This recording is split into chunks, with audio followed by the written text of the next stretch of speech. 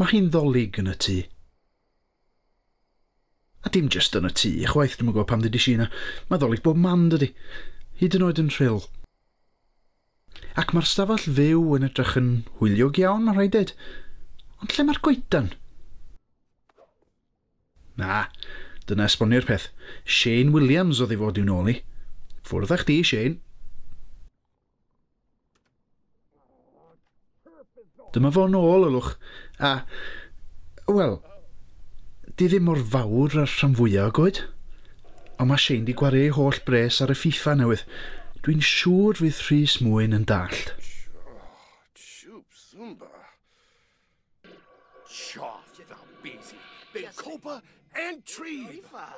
Strapiwch eich hunan i mewn, boys.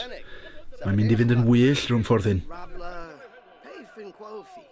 Be tysa Rhys Mwyn yn landlord ar blasty mawr? A be tysa fo'n gwadd Mary Lovegreen, Shane Williams a Mary Hughes i fyw efo fo? Hei, mae'n tryfad beth o'n i'n fodlon gwneud, mwyn byw.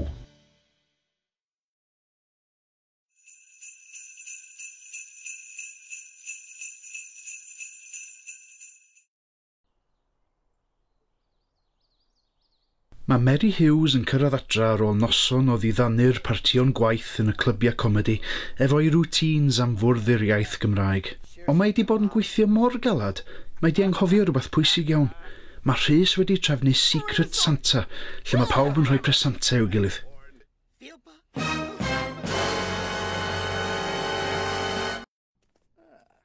Wrth iddi drio gweithio allan be i wneud, mae Rhys yn cychwyn pethau wrth roi anrheg i Mary Lovegreen.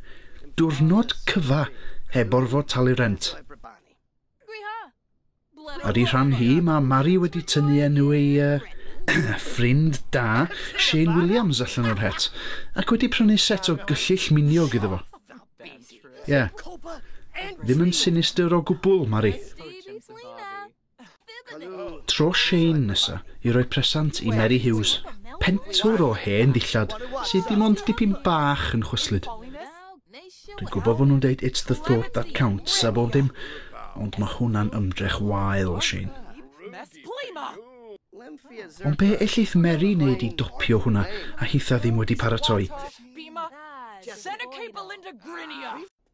Wel, be yn rhoi sioe gomedi i weddill y tŷ yn rhad ac am ddim? Oce, be am ddynwarediad neu ddau?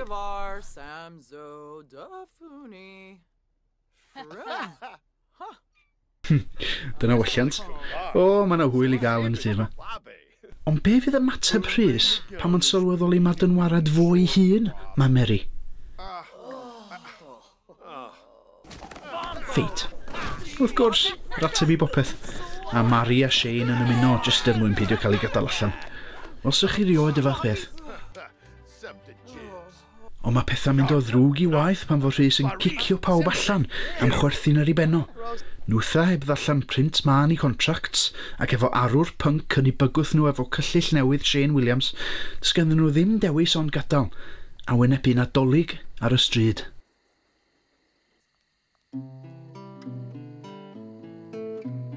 Ai dyma ddiwedd ar y tŷ bach hapus?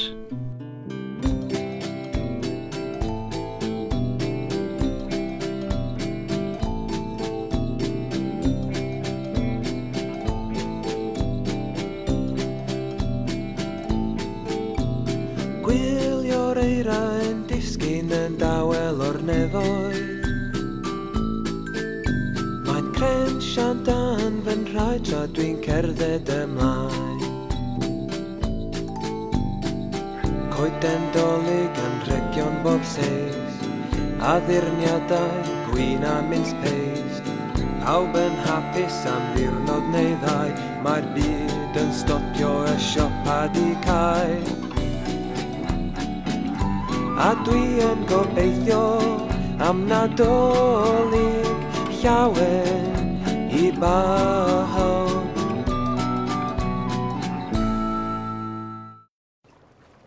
Wrth i bawb arall rewi ar y stryd yn ddim byd ond ystadegau yng nghymdeithas fawr David Cameron, mae gan Rhys Mwyn y tŷ iddo fo'i hun, ac yn mwynhau bubble bath mewn llonydd, just fel yn yr hen ddyddiau punk. Ond pwy di hon yn dod I lawr y grisia? Wel, neb llai na Bethan Gwanas, tylwyth teg yn Nadolig. Ar ôl cyflwyniad dipyn bach yn embarrassing, mae'n esbonio I Rhys bod I yma I ddangos bod yna ffordd gwell o fyw, bod isurwch a'i atgasedd yn mynd I arwain at ddim byd ond poen, a bod dyn fel fo yn ddim heb ffrindiau wrth I ochr. Di Rhys wrth gwrs dal yn ymhyfrydu'n I ogla reidocs neis, ddim eisiau clywed hyn, ond wrth I Gwanas droi'r hi-fi hyd ymlaen ac arwain Rhys Mwyn yn nawns rhyfeddol y tylwyth teg, mae holl gwynion yn toddi'n ddim, ac mae'n ffeindio ei hun.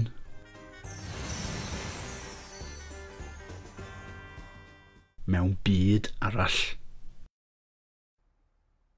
Yn y dimensiwn tywyll yma, doedd Rhys erioed I cymryd lodgwrs, a gyda chosta'r plasti mawr yn peilio fyny, roedd rhaid iddo fo symud I dŷ chydig bach mwy cysurus. O, a rhannu'r lle efo'i hen ffrind, Dewi Llwyd.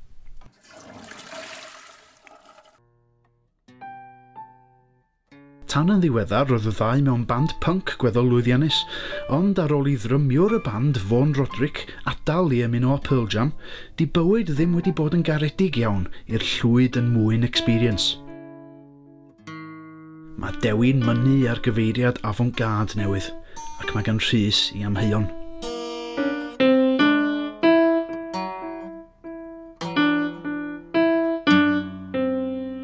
Ar ben hynny, mae gan Dewi Llwyd arferion digon od sy'n gwneud bywyd y rhai sy'n byw efo fo'n uffern ar y ddaear. Mae'n hoff o rithro allan i'r iard heb grys a dechrau ffeits efo unrhyw un sy'n digwydd pasio. Unrhyw bryd mae Rhys yn disgyn I gysgu, mae Dewi yna'n syllu at efo, fel aderyn ysglyfaethus yn syllu at lygoden. Ac wrth gwrs, am 5:06 bob pnawn, mae Dewi'n ista tu ôl i'r ddesg yn y stafell wely ac yn ailfyw'r dyddiad da pan oedd o'n darllen y newyddion ar ysbrydorec. Rhyfel fan hyn, pryderon economaidd fan draw. Gyd I wneud I fyny wrth gwrs. Psychopath, os fi o'n ein I rywed. Wel dim ond hyn a hyn all un icon rock ar ôl gymryd ac un dydd tywyll di mae Rhys yn rhoi'r bŵt I Dewi sy'n symud allan I mewn I blasti cyfarwydd iawn. Troi allan bod steil unigryw Dewi Llwyd ar y piano yn dipyn o hit yn y clybia jazz. Pwy sa'n meddwl bod gwybodaeth Rhys Mwyn o gerddoriaeth mor ddiawledig o wael de?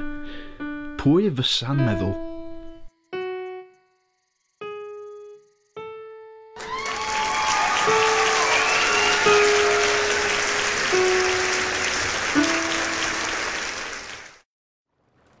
Life of Riley, Mandiani. A lle mae hyn yn gadael Rhys, meddwch chi? O diar. Dressing gown neis ganddo fo rhaid dyd. Ond dal. O dear.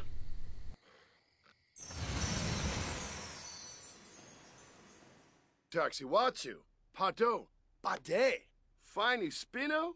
Yn ôl yn y byd go iawn. Ydy'n Rhys bach ni wedi gweld y goleuni? Nibahana Waxwin, Zakini Rospa. Wel, dech chi'n meddwl bod y stoncar o goedan dolyg yn yr ardd yn unrhyw fath o gliw? Mae Mary, Mary a Shane yn boddi ei gofidion yn y dafarn. Pwy di hwn yn cerdded mewn dydwch? Vu Busha. Yn ei lais dwi'n sori gora, mae Rhys yn ymddihiro I bawb am ei ymddygiad, yn enwedig Mary Hughes. Doedd o ddim yn ddynwarediad rhy bad wedi'r cwpl.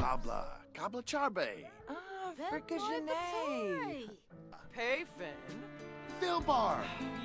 Ac ar ôl iddo fo wirfoddoli I dalu tab pawb yn y dafarn, mae'n amser i'r parti ddechrau, go iawn.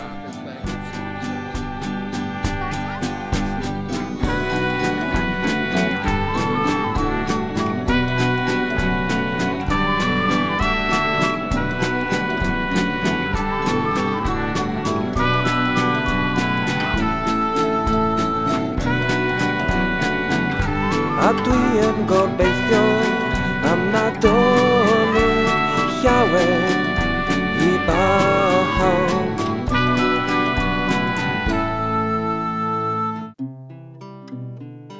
Mae hyd yn oed Bethan Gwanas, tylwyth teg y Nadolig yn cymryd rhan.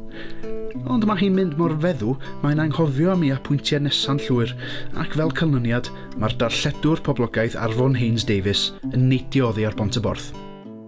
Ond gan roi hwnna i'r ochr am y tro, Nadolig llawen Rhys Mwyn. Gwylio'r eira yn disgyn yn dawel o'r nefoedd. Nadolig llawen I bawb. Mae'n crensian dan fy'n rhaid tra dwi'n cerdded yn ôl.